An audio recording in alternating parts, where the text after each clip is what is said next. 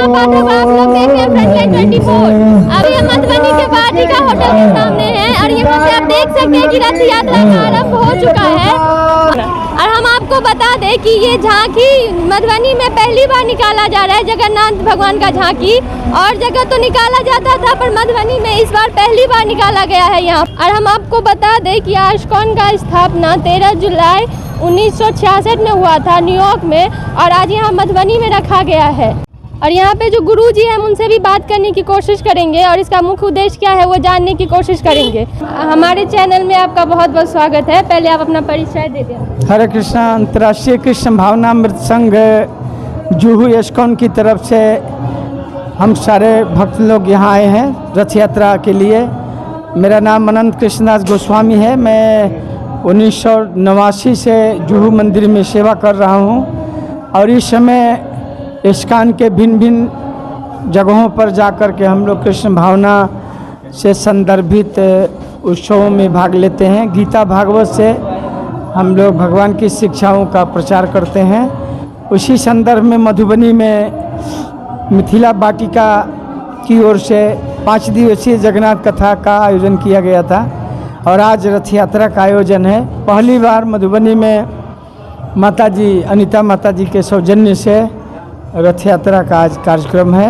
रथ यात्रा का मुख्य उद्देश्य क्या है? रथ यात्रा का मुख्य उद्देश्य है लोगों में भाईचारा स्थापित करना, लोगों में प्रेम बढ़ाना। रथ यात्रा का मुख्य उद्देश्य है कि लोग आपस में मिलकर रहें। इसमें कोई जाति, कोई भाषा, कोई रंग, कोई संप्रदाय का भेद नहीं है। ये मानव के लिए है। भगवान सबके एक ही हैं।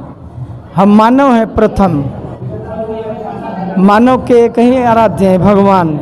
जैसे सूर्य एक है, हवा एक है, पृथ्वी एक है, वैसे भगवान भी एक है। लोग लिखते हैं सबका मालिक एक है।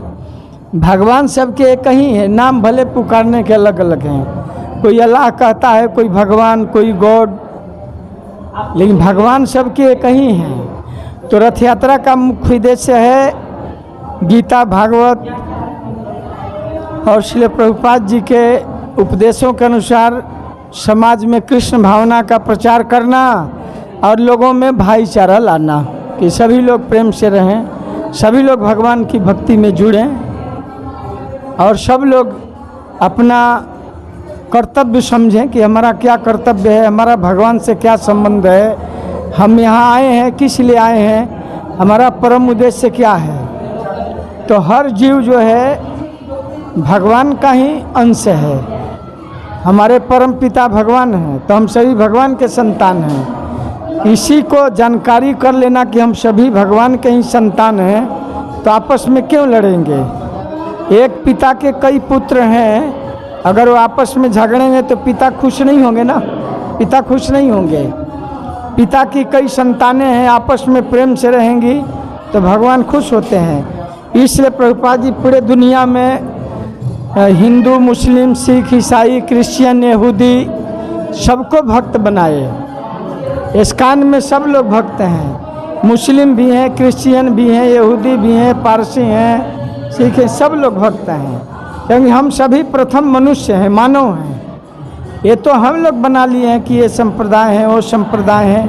मानव एक जाति है और मानव जाति के एक ही आराध्य हैं भगवान जगन्नाथ हैं, कृष्ण हैं।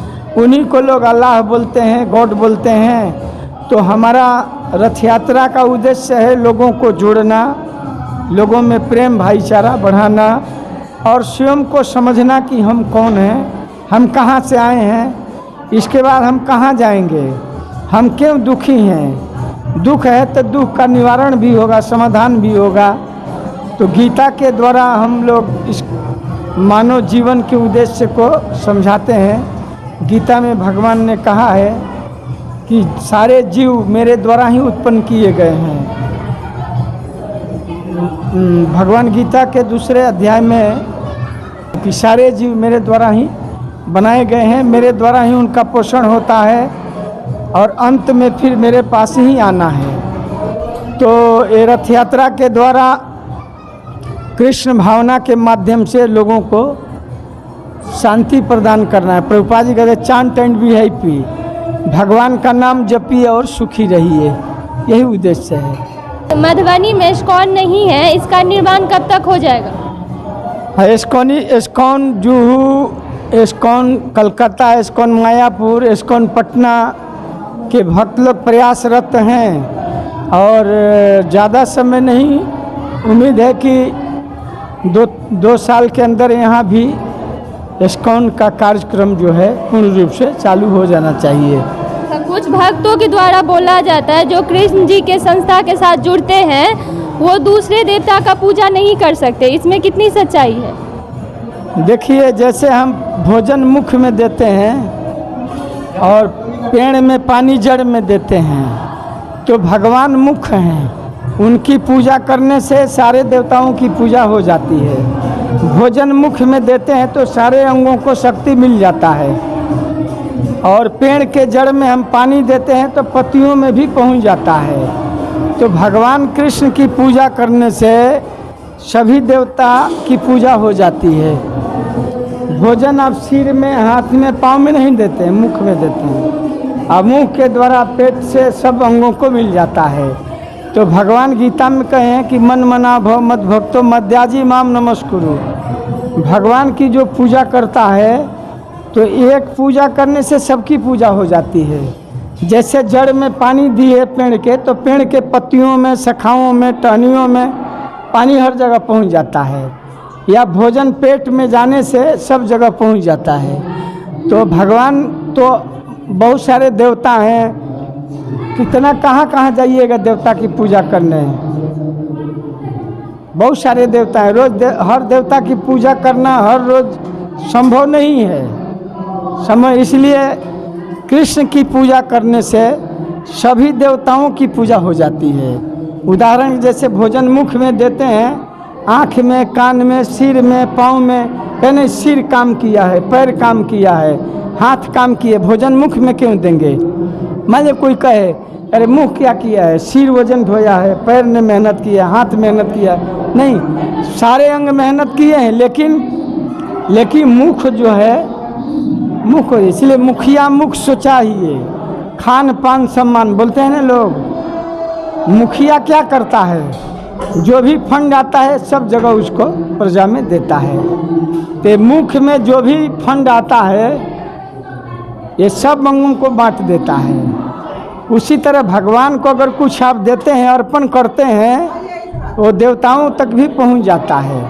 जैसे सरकार कोई विकास के लिए कोई फंड देती है, तो प्रतिनिधि जो मुखिया हैं या चाहे जिला पार्षद हैं, सांसद हैं, विधायक हैं, तो जन समुदाय तक, जन समूह तक उसको पहुंचाना, उसका लाभ को। तो भगवान की पूजा करने से हर जगह वो पहुंच जाता है। जैसे जड़ में पानी दिए तो पत्ती में भी पहुंच जाता है, पत्ती में पानी डालने की जरूरत नहीं है। तो देवता क्या है, भगवान के फूल पत्ते टहनियों की तरह हैं। भगवान कृष्ण मूल हैं सबके। गीता में भगवान कहे कि मेरी पूजा करो। भगवान की पूजा छोड़ करके कोई देवी देवताओं की पूजा करता है तो भगवान की वो भी मेरी ही पूजा है, लेकिन इनडायरेक्ट है।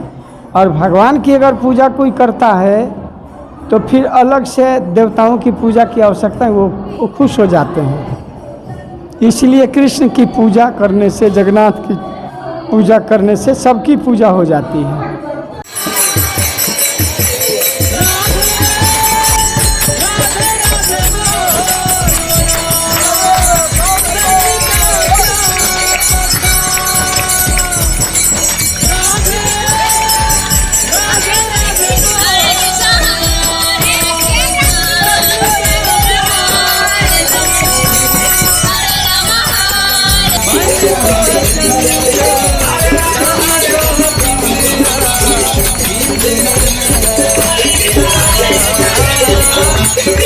और आपने जाना कि गुरु जी का मुख्य उद्देश्य क्या है, समाज में वो क्या इसके द्वारा संदेश देना चाहते हैं। ऐसे ही छोटे बड़े खबरों के लिए आप हमारे साथ जुड़े रहे और देखते रहे फ्रंट लाइन 24। धन्यवाद।